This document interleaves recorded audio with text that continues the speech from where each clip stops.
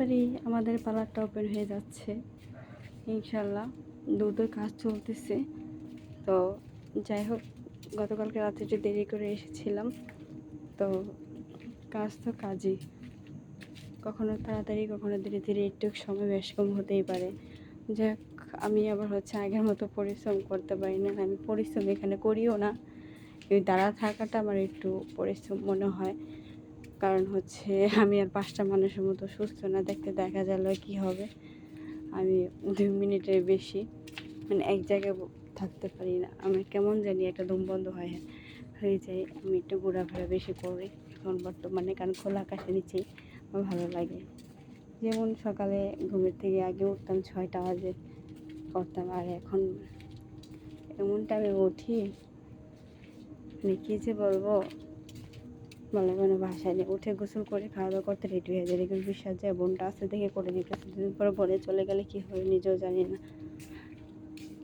আর কেউ বা করবো, মন ভেঙে গেলে, সব ভেঙে গেলে এমনই হয়। সব কিছু হাতের কাছে সাজানো জিনিস থাকার জিনিসটা যদি ভেঙে যায়, তখন সব কিছুতে মনে এমনি উঠে যায়, মরার মতো হাসি। তো যাই হোক, সকালে উঠে একটা রুটি খেয়েছি মাত্র। তাতে দেখলেনি খেতে খেতে ডাইরেক্ট এখানে আসছি। ম্যামও অনেক সকাল থেকে এখানে, সে একা একা এখানে রয়েছে, তার জন্য আসছি। আর এখানে থাকলে ম্যামের খাবার তো অভাবই নেই, আসার পরে থেকে খাইতে থাকি। আর এখানে কাজ চলতেছিল, ঢাকা থেকে লোক আসছে ব্যাপার লাগানোর জন্য।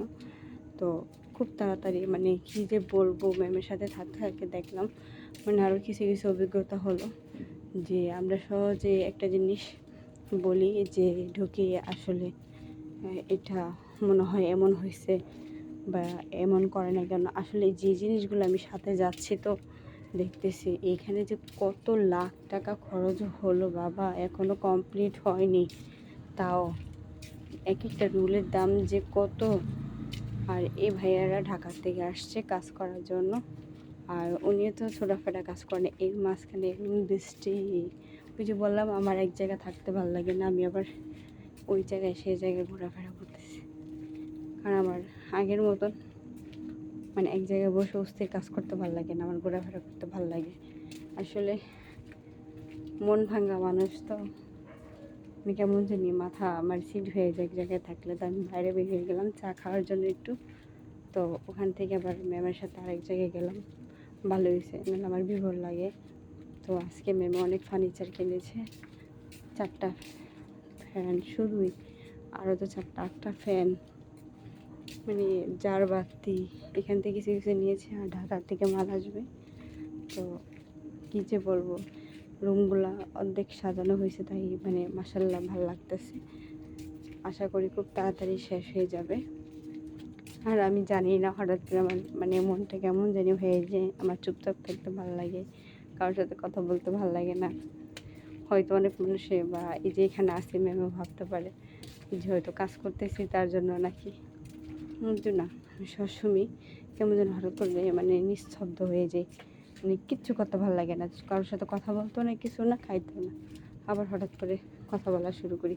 আসলে কিছু কিছু মানুষ, কাছের মানুষ যদি এমন করে না, হয়ে যায় মাঝে মাঝে আমি কেমন জানি হয়ে যাই, পুরনো কিছু জিনিস আমার মনে পড়ে যায়। তা জানি না কেন, আল্লাহ তাআলা কেন মনে করে কষ্ট দেয়। তো আমি এমন হতে